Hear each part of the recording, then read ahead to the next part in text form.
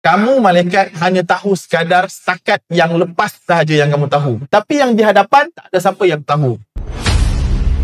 Allah berfirman, sesungguhnya aku lebih mengetahui apa yang kamu semua tidak ketahui. Maka Allah balas, Inni a'lamu ma la ta'lamun. Kamu malaikat hanya tahu sekadar setakat yang lepas sahaja yang kamu tahu. Apa yang belum sebelum ni yang kamu tengok, kalaulah kita kata betul Al-Hin dan Al-Bin ni memang wujud, kemudian mereka menumpahkan darah, merosakkan bumi, maka itu sekadar yang malaikat tahu. Ni kalau kita consider riwayat Al-Hin dan Al-Bin tadilah, maka sekadar itu yang tahu. Tapi yang di hadapan tak ada siapa yang tahu.